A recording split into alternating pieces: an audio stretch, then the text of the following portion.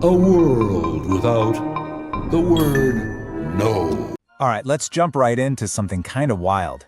We're going to explore this thought experiment, and it's totally reality bending. And get this, it all hinges on getting rid of just one tiny two-letter word. Seriously, just for a second, think about that. What if you just couldn't say no? Not just the word, but the whole idea of it. The ability to refuse? Poof, gone. And that's really the heart of what we're digging into today. We're going to break down what actually happens in a world where yes is the only answer you can give to anything. So here's the one and only rule for our little world.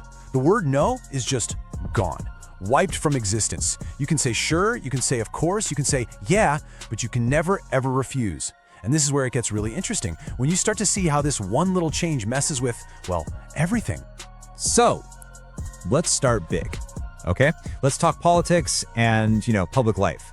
What does a society even look like when disagreement is impossible? Just imagine this scene. You're at a political rally.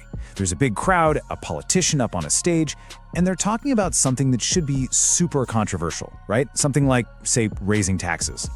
But in this world, without the word no, what happens? There's no debate. There's no argument. All you get is this weird, forced chanting agreement. The whole idea of a political opposition. It just evaporates. It's nothing but unanimous consent. And this is such a perfect example of what happens to actual arguments, Complicated ideas about the economy and society that get squashed down into these simple, catchy little rhymes. And why does that happen? Well, because you literally can't question the basic idea. You can't say, hang on, but what about this? There's no room for nuance. It's just a one-way street of positive vibes. And honestly, for a democracy, that's a terrifying thought. Okay, so let's follow this thread. This crumbling of choice. We're moving from the political rally to the courtroom. What happens to a justice system that's literally built on the idea of being able to deny something? I mean, think about it. The bedrock of our legal system is innocent until proven guilty. And that whole concept hinges on one thing, the ability to plead not guilty. To stand up and say, no, I didn't do that. So what happens when that's not an option? And this is where things get really clever. The defendant, he's cornered, right? He can't say he's innocent. So what does he do? He flips the entire logic of this broken system back on itself.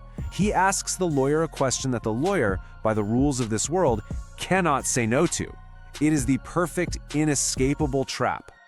And boom, just like that, the entire system just collapses in on itself. The lawyer has to confess to a murder he obviously didn't commit. The very idea of justice is completely meaningless now.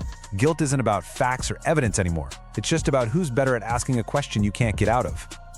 All right, so we've seen politics and the legal system completely fall apart. But believe it or not, this is where the world gets truly, truly bizarre. On the day-to-day, personal level. And this next example is where the absolute absurdity of it all just slaps you in the face. We're talking about a simple everyday thing we've all done a million times. But when you take away no thanks, well, things spiral out of control really, really fast. So, you see how it starts, right? It's so innocent. A simple upsell. Want to supersize that? Sure. But from there, it just keeps going. Every single offer has to be accepted. You have no breaks. You can't stop this transaction from getting bigger and bigger until suddenly you're walking out with 2 bicycles along with your burger. And your total comes to $352,050. And look, this isn't just a funny scenario. It's the absolute logical endpoint of a world that has no boundaries. Your wallet, your personal choices, what you even wanted in the first place, none of it matters anymore. So wow, we've seen political chaos, legal system meltdowns, and total economic insanity. Let's step back for a second and pull all of this together. What does this all tell us about that one tiny, incredibly powerful word? Because no isn't just about rejection. It's not just a negative word. It's actually a creative tool. It's the word we use to build things, to build the boundaries of who we are, to establish consent, to protect our free will. It's like the architectural blueprint for our own lives.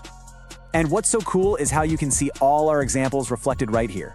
No is what lets you set a boundary and just buy a burger. It's what guarantees consent and protects you in a courtroom. And it's the very thing that makes dissent possible at a political rally. You take that away, and the whole idea of choice just vanishes into thin air. And that really is the bottom line, isn't it? Your yes only has power. It only has any meaning at all because you always have the option to say no. You truly can't have one without the other. So I'll leave you with this to think about. We've just spent time in this crazy hypothetical world, but now bring it back to your own life. Think about the most important time you ever said no.